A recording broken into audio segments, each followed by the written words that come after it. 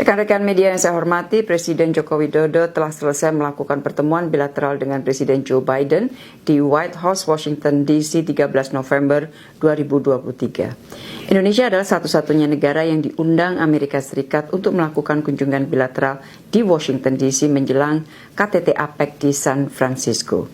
Beberapa hasil penting pertemuan. Pertama, Indonesia dan Amerika Serikat sepakat untuk meningkatkan status hubungan bilateral dari Strategic Partnership menjadi Comprehensive Strategic Partnership atau CSP.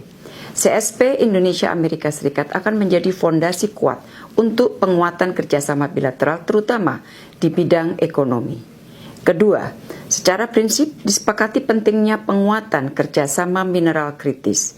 Untuk itu akan dibentuk rencana kerja atau work plan menuju pembentukan Critical Minerals Agreement atau CMA.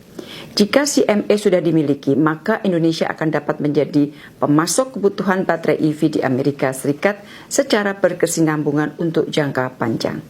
Ketiga, kedua pemimpin sepakat pentingnya segera diimplementasikan Just Energy Transition Partnership atau JETP. Presiden RI menyampaikan agar Amerika Serikat dapat mendukung upaya mempercepat transisi energi Indonesia termasuk program Early Retirement PLTU dan pengembangan jaringan transmisi dan distribusi kelistrikan Indonesia. Keempat, Indonesia telah terpilih sebagai salah satu mitra International Technology Security and Innovation Fund dari Amerika Serikat. Hal ini akan membuka jalan bagi penguatan rantai pasok semikonduktor. Kelima, untuk meningkatkan perdagangan, Presiden mengingatkan pentingnya perpanjangan GSP untuk Indonesia. Keenam, Amerika Serikat menyampaikan komitmen memberikan dukungan terhadap aplikasi Indonesia untuk menjadi anggota OECD. Selain kerjasama bilateral, kedua presiden juga membahas isu kawasan dan internasional, terutama situasi di Gaza. Presiden Jokowi menyampaikan posisi tegas Indonesia dan meminta agar Amerika Serikat dapat menggunakan pengaruhnya kepada Israel untuk menghentikan kekejaman di Gaza. Gencatan senjata oleh Presiden dikatakan sangat penting untuk segera dilakukan dan bantuan kemanusiaan yang aman dan berkelanjutan dapat dilakukan. Serta proses perdamaian menuju two-state solution berdasarkan parameter internasional yang disepakati dapat segera dimulai kembali.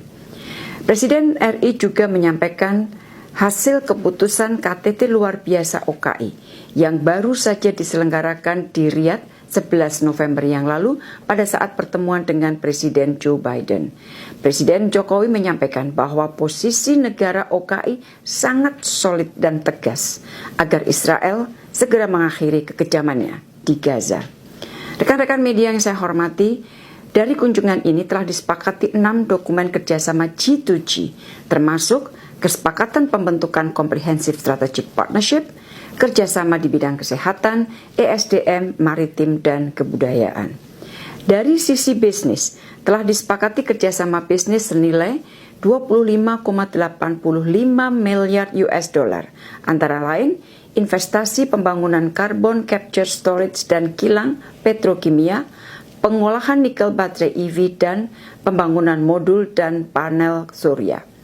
Selain pertemuan bilateral, Presiden juga memanfaatkan kunjungan ke Washington DC untuk menyampaikan policy speech di Georgetown University yang dihadiri sekitar 700 peserta. Presiden berbicara mengenai pentingnya kemitraan Indonesia-Amerika Serikat dalam turut berkontribusi bagi penciptaan stabilitas dan kemakmuran dunia. Presiden juga mengapresiasi rencana Georgetown University untuk membuka kampus cabang di Indonesia tahun depan.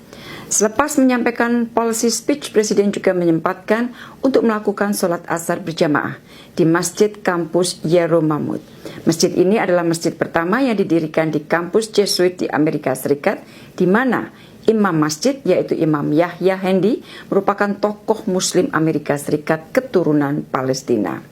Presiden juga telah menerima audiensi dari CEO Freeport McMoran yang antara lain menyampaikan perluasan investasi 3 miliar US dollar untuk pembangunan smelter di Gresik dan Papua. Dan ini tentunya sejalan dengan prioritas Indonesia untuk mengakselerasi hilirisasi industri. Rekan-rekan media yang saya hormati, setelah dari Washington, Presiden akan menuju ke San Francisco untuk menghadiri rangkaian KTT APEC, IPEF Leaders Meeting, dan berbagai kegiatan lainnya, termasuk pertemuan bisnis dengan berbagai pengusaha Amerika Serikat. Demikian yang dapat saya sampaikan. Terima kasih.